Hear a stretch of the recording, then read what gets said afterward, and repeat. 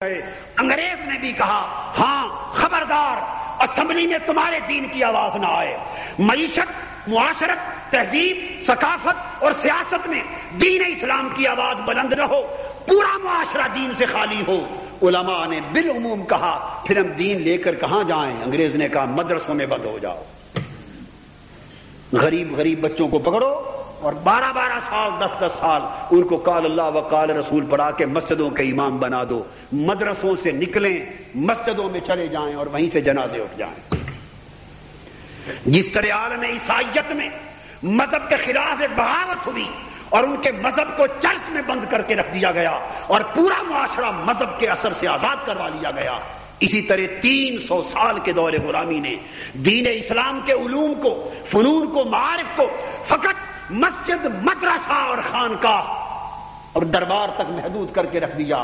اور دربار میں جاؤ ذکر الہی کا نام لو، مسجد میں جاؤ نمازیں پڑھو، اللہ کے دین کا نام لو، جنازے پر نام لو، قرخانی پر نام لو، مدرسوں میں جاؤ خدا رسول کا حکم پڑھو اور سناؤ. مگر خبردار دین حق کی آزادانہ آواز جو میدان بدر میں گونجتی تھی، جو میدان احد میں گونجتی تھی، جو حنین میں گونجتی تھی، جو طائف کے بازاروں میں گونجتی تھی، جن سے طاغوتی ابو لہب اور ابو جہل کی طاقتیں لرزہ برندام ہو جاتی تھی، جن سے کیسر و کسریٰ کے محلات لرزہ برندام ہوتے تھے، جن سے کیسر روم لرزہ برندام ہوتے تھے، جن سے نجاشی تک آواز پہنچتی تھی، جن سے شرق سے غرب تک پورا یورپ ڈرتا تھا، تھراتا تھا. خبردار دین کی وہ انقلابی آواز کہیں گونجنے نہ پائے. زکاتیں لو، چندے لو، جمعرات کی روٹیاں لو، بچوں کو کھلاؤ، دین پڑھاؤ تاکہ ان کے اندر پست ہمتی پیدا ہو، ذہن کی وسعت نکل جائے، ذہن کی وسعت اور ذہن کی ہماگیریت اور فکر میں جرأت اور اس کی آزادی ختم ہو جائے.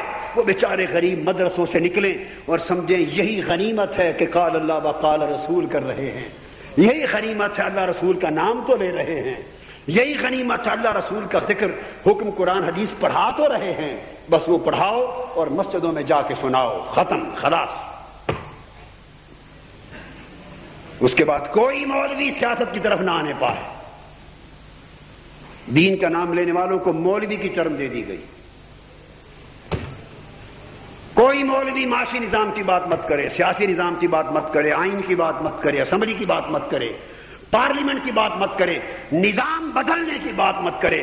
نظام کا کنٹرول واشنگٹن یعنی کفر کے ہاتھ میں ہوگا، مسجد کا کنٹرول عرش والے رب کے ہاتھ میں ہوگا. یہ نظام زندگی تقسیم کر دیا گیا. لوگوں شعور کی آنکھ کھولو، آزاد کرو اپنے ذہنوں کو غلامی کی زنجیروں سے. ایک بدترین غلامی میں تو یہ قوم مبتلا ہے. تمہارا دین غلام ہے، تمہارا مذہب غلام ہے، روحانیت غلام ہے، اخلاق غلام ہے، معیشت غلام ہے، سیاست غلام ہے، تہذیب و ثقافت غلام ہے. تم سارے غلام ہو. اٹھو، اس یکسر ہمہ کی غلامی کی زنجیروں کو توڑنے کے لیے انقلاب اور جہاد کا پیکر بن کے کھڑے ہو جاؤ.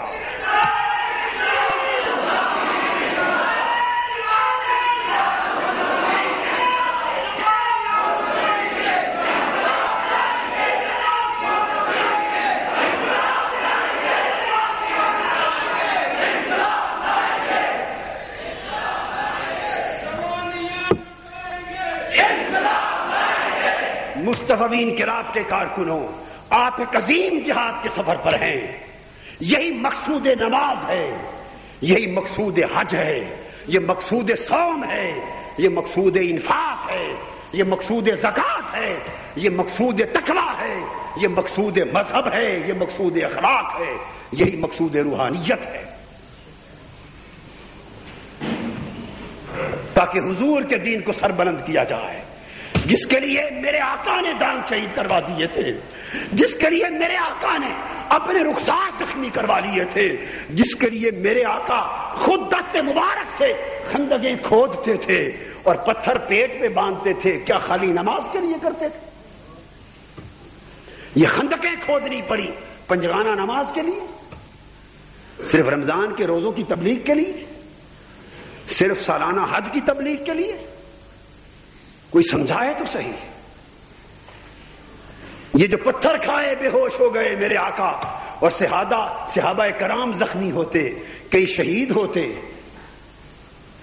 ہوتے، کئی گھر لٹ جاتے.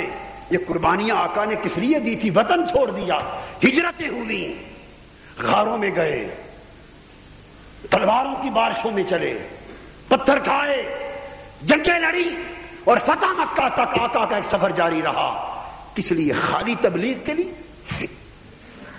اگر خالی تبلیغ کے لیے یہ سب کچھ ہوتا تو پھر یہ سب کچھ تبلیغی جماعت کے ساتھ بھی ہوتا.